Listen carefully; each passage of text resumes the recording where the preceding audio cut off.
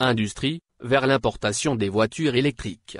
Le chef de l'État Abdelmadjid Tebboune a présidé hier dimanche par visioconférence la réunion périodique du Conseil des ministres qui s'est penché sur plusieurs sujets, notamment l'impact de la pandémie du coronavirus Covid-19 sur l'économie nationale et la situation sanitaire, ainsi que le secteur de justice et de l'industrie.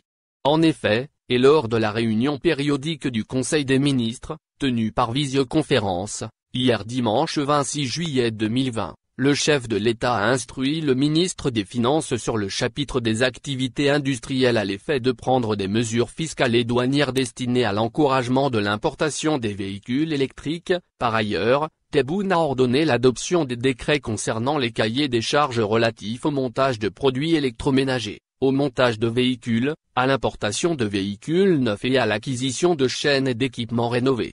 À noter que, le chef de l'État, Abdelmadjid Tebboune, a auparavant exigé l'incarnation de la transition énergétique, et il a appelé à promouvoir la voiture électrique en Algérie et encourager l'importation, soulignant que la question de la transformation énergétique dans le plan de travail du ministère compétent occupe une position de premier plan afin de débarrasser progressivement le pays de la dépendance aux hydrocarbures, qui constituent plus de 95% des revenus extérieurs.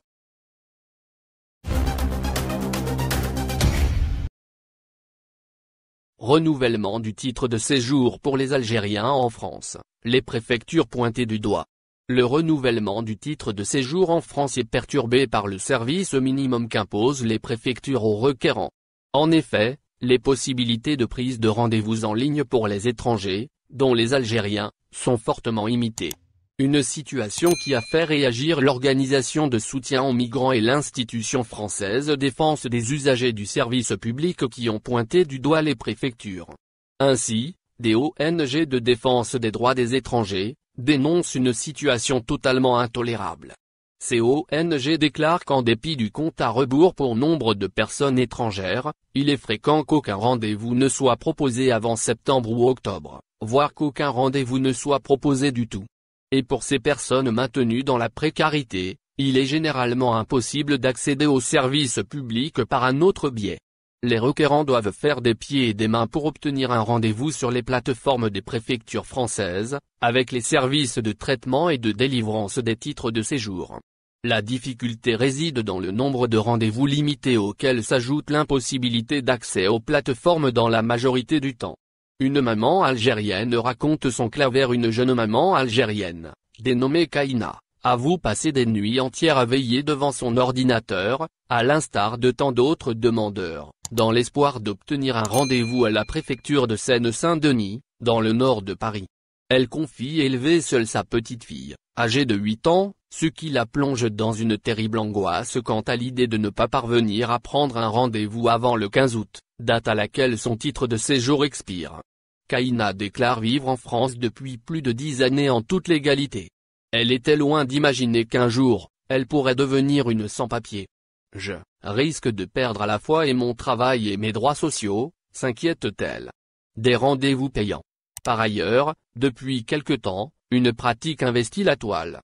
Des pirates informatiques bloquent les rendez-vous afin de les revendre par la suite. La jeune maman déclare, « On m'a proposé un rendez-vous à 150 €.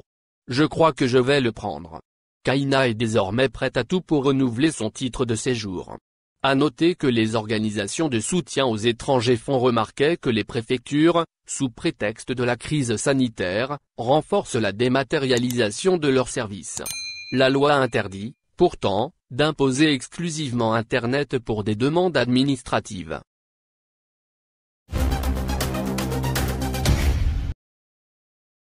Algérie. Voici les raisons de la baisse du dinar face aux devises, euro. Un analyste financier, Souimeda, a accordé un entretien au quotidien national Liberté. Il est donc revenu sur les récentes fluctuations du dinar et son recul devant les devises, en particulier l'euro, dans les cotations officielles de la Banque d'Algérie. Le spécialiste en analyse financière s'est en effet prononcé sur les causes animant la trajectoire baissière de la monnaie nationale, le dinar algérien, face aux devises fortes, à leur tête l'euro, chez la Banque centrale d'Algérie. Les propos de l'intervenant, qui a livré sa lecture des faits au journal francophone, sont parus ce lundi. Il commence par dire « La fluctuation de la valeur du dinar est une bascule qui obéit à des orientations cumulatives ». Il précise par la suite que ces dernières sont tirées à partir de 3 éléments clés. Meda ajoute, le premier est fondamentalement dépendant du niveau du stock monétaire en réserve de change. Cet élément cité en premier indique des perspectives moins favorables, pour l'équilibre de la balance des paiements, ainsi que sur la composante de la contrepartie en fiscalité pétrolière directe, et indirectement sur les fiscalités ordinaires.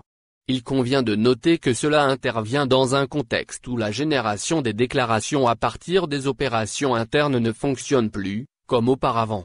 C'est-à-dire au même rythme qu'avant la crise sanitaire de 2020. Chute du dinar face à l'euro, les autres éléments clés, d'après Meda. Le second élément concerne, selon les mêmes dires, le poids des revenus par rapport au décaissement à l'extérieur. Ceci nécessite une lecture très approfondie, sur la structure de la demande et de l'offre sur la monnaie nationale le dinar.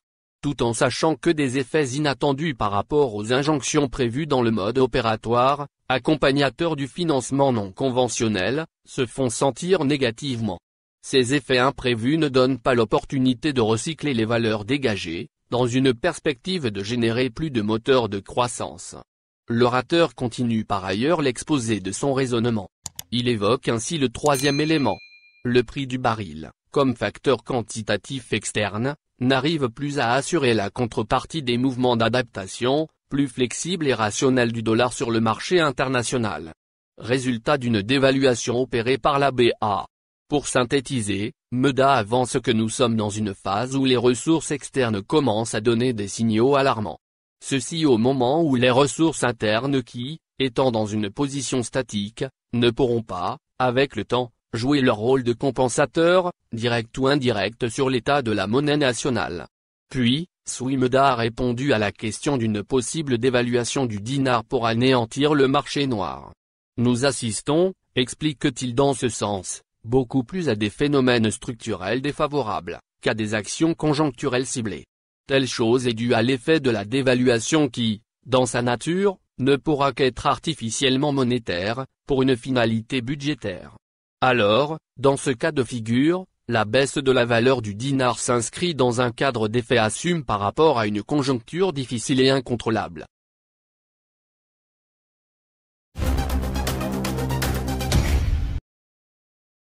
France, l'histoire de l'Algérie est une mythologie, estime Onfray. Selon le philosophe français, Michel Onfray, il est impossible de construire une communauté nationale française avec les membres de la communauté maghrébine en France, car la lecture de la guerre d'Algérie est difforme. Invité sur l'émission Débat française diffusée le 17 juillet dernier sur la chaîne YouTube Interview, le philosophe Michel Onfray a fait part de son point de vue autour du chemin qu'est en train de prendre la France pendant que des communautés de religions différentes s'y installent. S'agissant des communautés venant de l'Algérie, Onfray estime que si l'intégration de ces dernières cause problème, c'est en partie en raison de la manière dont est interprétée l'histoire de l'Algérie avec la France. Alors que la France aurait accueilli depuis des décennies plusieurs immigrations planétaires, aucune problématique n'a été observée, a indiqué l'intervenant. Contrairement à certaines immigrations qui sont devenues problématiques avec un vrai conflit. Pour lui, le vrai problème avec l'immigration algérienne ne repose pas sur la couleur de peau ou la religion, mais plutôt sur la lecture de la guerre d'Algérie. C'est une lecture totalement légendaire, a-t-il jugé. Étant allé en Algérie, Onfray a dit avoir regardé les informations, et qu'effectivement ce que diffusent les journaux officiels, est en effet de la propagande qui estime que la guerre entre les Algériens et les Français, existe toujours. Alors que ce n'est pas du tout ce qui se passe, a-t-il attesté. Pour lui, il s'agit d'une mythologie entretenue comme masque. Pourquoi l'histoire de l'Algérie serait une mythologie? Onfray s'explique. Ce que l'on peut tirer de ses propos, c'est qu'il remet en cause la différence de niveau qu'il a observée lors de son voyage en Algérie. Selon lui, la souffrance du peuple algérien n'est pas du tout évoquée. Cependant, le penseur n'a pas mâché ses mots. Pendant qu'une mafia qui est issue du FLN dispose du pétrole et du gaz et vit une vie de richard, le peuple algérien est exploité, a-t-il soutenu. Ainsi, le moraliste estime que pour cacher la vérité de ce qui se passe en Algérie, Il vaut mieux pointer du doigt la France comme éternelle responsable et coupable, au lieu de reconnaître que la responsabilité repose sur la mafia susmentionnée.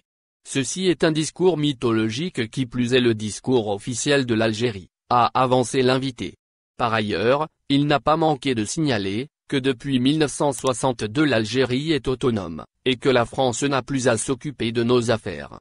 Toutefois, Onfray a expliqué qu'en tant que philosophe, son travail est d'intervenir pour faire une écriture correcte de l'histoire, qui, a-t-il réaffirmé en conclusion, est actuellement une écriture mythologique. Dis-nous ce que vous pensez et laissez vos avis dans un commentaire. Abonnez-vous et partagez la vidéo. Merci pour votre attention, et n'oubliez pas de rejoindre la communauté Actuel Info, ça fait plaisir de vous voir un nouveau membre.